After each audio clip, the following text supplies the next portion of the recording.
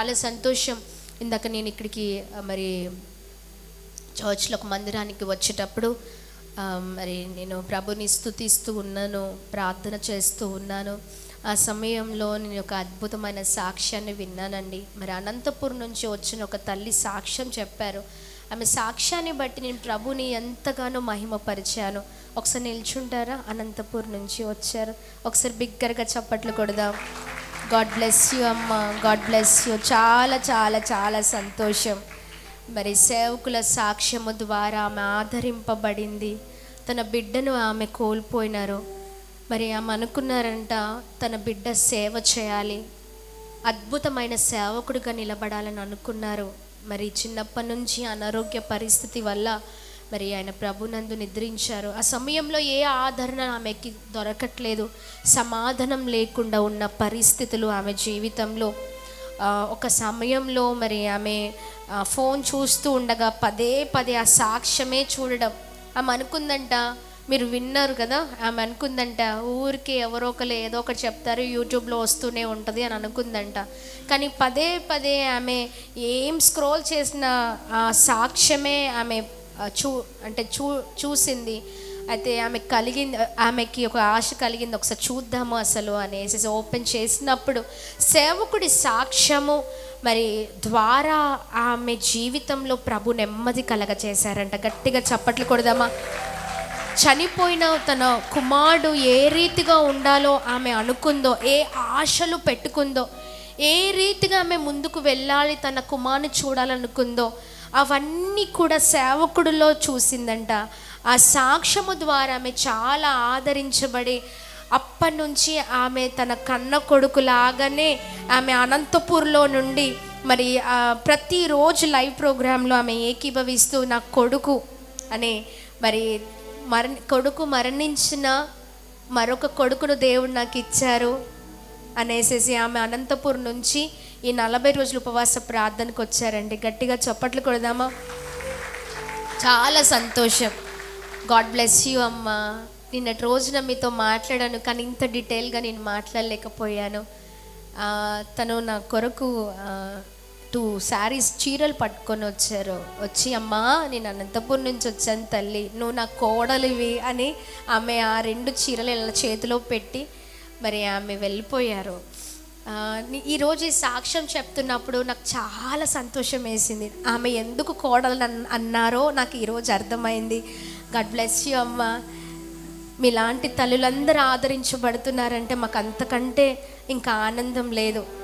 ఆ సాక్ష్యము మేము రికార్డ్ చేస్తున్న సమయంలో సాక్ష్యము 3 గంటలు తీసామండి. అంత పెద్ద సాక్ష్యాన్ని రికార్డ్ చేయాలి అంటే చాలా కష్టం కదా. అలా కూర్చొని ప్రార్థన పూర్వకంగా కూర్చొని సాక్ష్యాన్ని రికార్డ్ చేస్తున్న సమయంలో రికార్డ్ అంతా అయిపోయింది. చాలా అద్భుతకరంగా వచ్చింది సాక్ష్యం. ఒకసారి ప్లే చేద్దామని ఆ అయిపోయిన సాక్ష్యాన్ని అలా సిస్టంలో పెట్టి ఆన్ చేసాము. మీరు నమ్ముతారో నమ్మరో, మాకు ఎంత బాధాకరం అంటే పడిన ప్రయాస అంతా పోయిందండి. చాలా దుఃఖం. సేవకుడి ముఖం, నేను నా ముఖం సేవకుడు చూసుకుంటున్నాం. ఆ 3 గంటలు రికార్డ్ అయిన సాక్ష్యము మేము ప్లే చేసి మేము చూస్తూ ఉంటే మా వీడియో మాత్రమే వచ్చింది, మా వాయిస్ రాలేదు.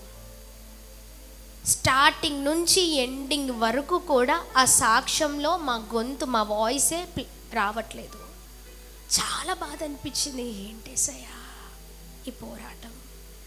మళ్ళీ సేవకుడు అన్నారు అమ్మ ఇంకా మళ్ళీ కూర్చొని తీద్దామంట. అమ్మ బాబోయ్ 3 గంటలు ఇప్పటికే అయిపోయిందండి. మళ్ళీ అంటే లేదు లేదు లేదు లేదు కూర్చొని చేద్దామమ్మా అన్నారు.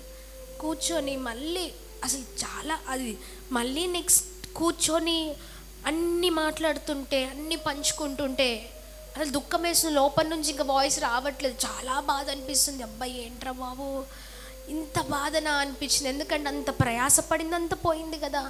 మళ్ళీ నేను అన్నాను సేవకులతో, అండి చాలా అద్భుతమైన సాక్ష్యం, చాలా అద్భుతంగా వచ్చింది. మళ్ళీ అదే రీతిగా మళ్ళీ సెకండ్ టైం రావాలంటే సాక్ష్యం ఎలా వస్తుంది? చాలా మంచి అమూల్యమైన మాటలు కదా, అవన్నీ పోయాయి కదా. అంటే పర్లేదమ్మా కూర్చుందామనే సేవకులు ఏడ్చారు. కూర్చొని మళ్ళీ సాక్ష్యం అంతా మళ్ళీ ప్రయాసపడి 3 గంటలు తీసామండి. అది తీసిన తర్వాత ఒక 1-2 మంత్స్ తర్వాత మాకు కాల్ వచ్చింది. ఏంటి అంటే భద్రాచలంలో ఫేత్ వే టీవీ ఛానల్ అని ఉందన్నమాట. ఫేత్ వే టీవీ ఛానల్, దాంట్లో ఆ ఛానల్లో మా సాక్ష్యం ప్రసారం అవుతుంది సాయంకాల సమయంలో. ఆగస్ట్ 21కి ఆ సాక్ష్యం రిలీజ్ అయింది టీవీలో. మనకేంటి అంటే క్యాంపస్లో టీవీ లేదు, మాకు ఫోన్ మాత్రం వచ్చింది. అయితే సేవకులు ఏం చేశారంటే, ఆ సాక్ష్యము మరి ప్లే అవుతుందో లేదో నాన్న, ఇక్కడ దగ్గరలో ఎవరైనా ఇల్లులు ఉంటాయి కదా, వెళ్ళి అసలు టీవీలో చెక్ చేయండి, ఇలా వస్తుందంట అనేసి పిల్లల్ని పంపించారు. స్టార్ట్ చేసామో లేదో వాయిస్ రాలేదు. ఆ రోజు మా ఆనందం ఎంత ఆనందం అంటే, పిల్లలు వెళ్ళి మమ్మీ డాడీ వస్తుంది నిజంగానే ప్లే అవుతుందంటే చాలా సంబరపడ్డాం. అందరికీ ఆ లింక్ మాకు షేర్ చేస్తే, ఆ లింక్ అందరికీ షేర్ చేస్తున్నామో లేదో, మాకు పరిచర్యలో చాలా ఇష్టమైన సహోదరి మరి చెల్లి జ్యోతి ఆ రోజు ప్రభునందు నిద్రించిందండి, శంభునిగూడెం. అదే రోజు మా సంతోషం ఎలా అయిపోయిందంటే ఆవిరైనట్టు అయిపోయింది. అంటే ఏం లేదు ఇంకా, అప్పుడు నథింగ్, ఏమీ లేదు. అరే ఇప్పుడే కదా ఇంత సంతోషపడ్డాం, ఏంటి ఇలా అయిపోయింది. అసలు చాలా జ్యోతి చాలా చాలా అంటే సంఘంలోనే పరిచయంలోనే చాలా బాగా బాధపడింది. దేవుని చిత్తం, ఇంకా దేవుని ప్రణాళిక, మనం ఏమి అనడానికి వీలు లేదు. ఆ టైంలో మా దుఃఖం మామూలు దుఃఖం లేదు. ఇంకా అసలు ఆ ఒక్క సాక్ష్యం తీసాము, ఆ సాక్ష్యము ఉంది, మేము చెప్పామన్నదే మర్చిపోయామండి. దాని తర్వాత ఒక శ్రమ వెనకాల ఒక శ్రమ. తర్వాత కరోనా టైంలో పిల్లలందరూ కేసు బుక్ అవ్వడం, ప్రచారం చేస్తున్నారు అనేసి కేసు ఫైల్ చేయడము. మేము చాలా బాధలో ఉన్నాము, చాలా శ్రమల్లో ఉన్నాము. ఆ సమయంలో ఇదే 40 రోజుల ఉపవాస ప్రార్థనని ప్రకటించుకొని నేను దైవ సేవకుడు ప్రార్థనలో ఉన్నామన్నమాట. ఆ సమయంలో ఎంత కన్నీరు గారుస్తున్నామంటే, దేవా నువ్వు మమ్మల్ని చూస్తున్నావయ్యా, నువ్వు ఉన్నావయ్యా, నువ్వు మా ఎడల మా పక్షాన ఉన్నావయ్యా. ఒక్క శోధన తర్వాత ఒక శోధన, ఒక శోధన తర్వాత ఒక శోధన. మేము ఎలా జీవించాలి, ఎలా ముందుకు వెళ్ళాలి. ఉదయం లేవగానే అందరూ పిల్లలు వచ్చి డాడీ మమ్మీ అని పిలిచేవారు. ఇప్పుడు పిల్లలు కూడా లేరు. అలా సేవకుడైతే బెడ్స్ దగ్గరికి వెళ్ళి పిల్లలున్న చోటున ఏడ్చుకుంటూ ఉండేవారు. వాళ్ళకి గుర్తొచ్చి చాలా బాధపడేవారు అనమాట. ఆ సమయంలో మేము చాలా బాధపడుతున్న సమయం, ఒంటరి అయిపోయాం, ఎవ్వరు లేరు, ఒంటరి స్థితి, ఒంటరి అయిపోయాము, చాలా బాధతో ఉన్నాం. ఆ సమయంలో మేము కంటిన్యూస్గా ప్రేయర్లోనే ఉన్నాము, అడుగుతున్నాం, దేవా మమ్మల్ని చూస్తున్నావా, మమ్మల్ని చూస్తున్నావా, మాతో ఉన్నావా, నువ్వు మా వల్ల అవ్వట్లేదయ్యా అంటే, ఒక రోజున నెక్స్ట్ రోజునే ఒక కాల్ వచ్చిందండి. అమ్మా నేను పలానా ఊరు నుంచి చేస్తున్నాను, నేను చనిపోదాము అనుకున్న నిర్ణయం తీసుకున్నాను, ఇంకా చనిపోవడమే నాకు దిక్కు, భర్త భార్యల మధ్యలో సమాధానం లేదు, చనిపోదాం అనే డెసిషన్లో ఉన్నప్పుడు మీ సాక్ష్యము నన్ను బ్రతికించింది తల్లి అని ఫోన్ చేశారండి. గట్టిగా చప్పట్లు కొడదామా. నాకు 2 పిల్లలు, భర్త ఉన్నాడు, భర్త దూరం అయిపోయాడని, భర్త దూరంగా ఉన్నాడని, ఇంకా నా పిల్లల్ని పోషించేవారు, నడిపించేవారు, నన్ను నడిపించేవారు ఎవరు లేరని ఆత్మహత్య చేసుకోవాలనుకున్నాను. నా పిల్లలు, నేను చాలా బాధతో ఉన్న సమయంలో మీ సాక్ష్యము మమ్మల్ని ఆదరించింది. చనిపోవాలనుకున్న నా ఆలోచన నేను మార్చివేసుకున్నాను. Praise the lord. చెప్పండి ఏంటండి, చనిపోవాలనుకున్న ఆలోచనని మార్చివేసుకుందంట. ఆ సమయంలో అనిపించింది, అంటే ఆమె గుర్తు చేసింది ఏంటి అంటే సాక్ష్యము గుర్తు చేసింది నాకు. అప్పుడు దైవ సేవకులు, అరే అవును కదా, మనం యూట్యూబ్లో ఆ సాక్ష్యం పెట్టాం కదా, అంటే మేము అంత దాంట్లో లేమండి, ఎందుకంటే ఒక దెబ్బ తర్వాత ఒకటి చాలా వేదనతో ఉన్నాం. ఇంతమంది ఫ్యామిలీ మెంబర్స్ యూట్యూబ్లో మాకు లేరు. అప్పుడు 200-300 మాత్రమే ఉండేవాళ్ళు. ఆ సమయంలో ఆమె గుర్తు చేసింది, సాక్ష్యము ద్వారా బలపరచబడ్డాను, సేవకుడి సాక్ష్యము నన్ను తాకింది, తల్లి తండ్రి లేని అతనే దేవుడు ఇంతగా ఇంతగా నడిపిస్తే దేవుడు నన్ను నడిపించడా? తల్లి తండ్రి లేక సేవకుడు ఎంత బాధపడ్డాడు, ఒకవేళ నేను మరణిస్తూ నా బిడ్డలు ఏమైపోతారు అనే ఆలోచన ఆమెలో కలిగి చనిపోవాలనే బాధను తీసేసుకుందంట అండి ఆమె. ఆ సమయంలో అప్పుడు అర్థమైంది, అంటే మేము సేవకులు అనుకున్నాం, అరే అవును కదా, ఒక సాక్ష్యం మన దాంట్లో ఉంది కదా, ఈ సాక్ష్యం అసలు ఆ సాక్ష్యమే మర్చిపోయాం, పెట్టామని మర్చిపోయాం, అప్లోడ్ చేసామని మర్చిపోయాం, అన్నీ మర్చిపోయాం.